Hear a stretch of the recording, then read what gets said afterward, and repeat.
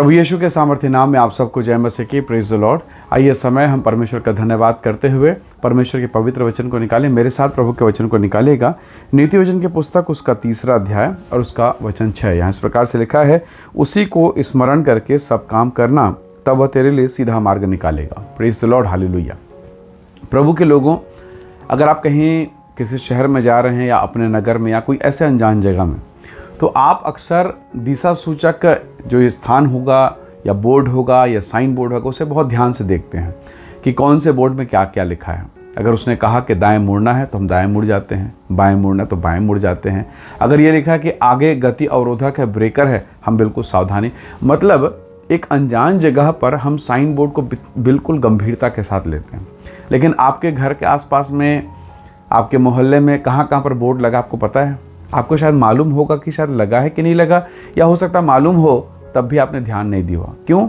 क्योंकि आप काफ़ी सालों से उसे देख रहे हैं और उसके प्रति आपका जो नज़रिया है वो उतना गंभीर नहीं है। नए जगह पर, नए लोकेशन पर, नए माहौल पर हम बहुत अलर्ट होकर, बहुत सावधानी के साथ और बहुत ही चतुराई के साथ देखते हैं कि कहीं दुर्घटना ना हो, कहीं हम वापस आएँ तो भूल ना जाएं। बड़ी बुद्धिमत्ता के साथ हम देखते ताकते हम जाते हैं। क्यों? क्योंकि वो जगह नया है। परमेश्वर के लोगों, आपके पवित्र शास्त्र में, परमेश्वर के पवित्र शास्त्र, परमेश्वर के पवित्र वचन में लिखा है कि उसी को स्मरण करके सब काम करना और तब वो तेरे लिए सीधा मार्ग निकालेगा। हमें ये वचन मालूम है, आपको भी मालूम है। कई बार आपने इस वचन को पढ़ा है, सुना है, मनन किया है, पर क्या हम इसे अपने जीवन पर लागू कर पाते हैं? बहुत बार हमारे काम असफल होते हैं, रुक जाते हैं, बाधाएं हो जाती है, बात बन नहीं पाती, बनते बनते रह जाता है। और कई बार हम उसके लिए प्रार्थना भी करते हैं कि प्रभु सहायता कीजिए, क्यों मेरा काम बिगड़ गया, क्यों मेरी बातें नहीं बन पा रही है, क्यों मैं होते होते अटक जाता हूँ, क्यों इस प्रकार की परिस्थितियाँ हैं। कई बात आती है, पर उसके विषय में प्रभु का वचन कहता है कि उसी को स्मरण करके, उसी को, प्रभु को स्मरण करके सब काम करना और तब स्वर्ग का परमेश्वर तेरे लिए सीधा मार्ग निकालेगा। हालेलुया। परमेश्वर के लोगों, क्या हमारे मन में, हमारे स्मरण में, हमारे अंतःकरण में हर समय, हर बात के लिए क्या परमेश्वर प्रथम स्थान है? कई बार हम किसी काम को करते हैं और हम मौसम को देखते हैं, हम लोगों के चेहरे को देखते हैं, माहौल को टटोलते हैं। मैं ये नहीं कह रहा हूँ कि ये ज़रूरी नहीं है, पर इन सबसे ज़रूरी है परमेश्वर। चाहे कोई भी काम क्यों ना हो, किसी भी विषय में, अगर आप एक सच्चे मसीही हैं, प्रभु के मानने वाले हैं, तो आपके हर काम में परमेश्वर का स्थान पहला होना चाहिए, चाहे वो काम कोई भी क्यों ना हो। और जब आप ऐसा करते हैं तो प्रभु ने अपने वचन में वायदा किया है, तब परमेश्वर स्वयं तेरे लिए सीधा मार्ग निकालेगा।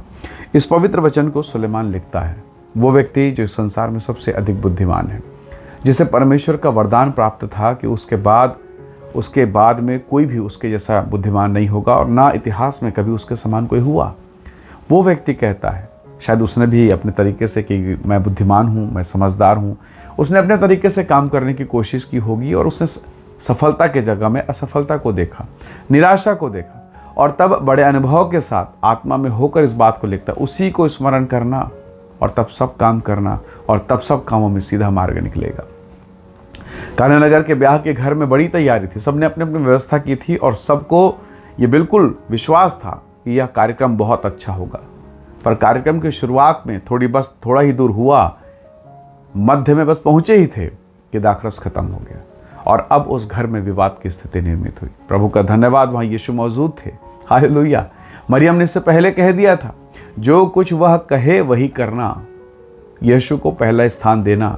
हालेलुया। और उस घटी को प्रभु ने पूरा कर दिया। वही परमेश्वर आपकी भी कमी और घटी को पूरा करेगा, वही परमेश्वर मेरी भी कमी घटी को पूरा करेगा। पर शर्त यह है, पहला स्थान परमेश्वर को, हर बात में पहला परमेश्वर हो। आपके बच्चों के जीवन में, पत्नी, बेटा, बेटी के जीवन में कई बार आप निराश होते हैं, कई बार आप दुखी होते हैं, कई बार आप परेशान होते हैं, और ऐसे दशा में प्रभु को स्मरण करना, प्रभु को पहला स्थान देना मुश्किल जान पड़ता है, मुश्किल लगता है। पर वचन का यह नियम है, परमेश्वर का यह नियम है, अगर परमेश्वर पहले है तो सीधा हो जाएगा।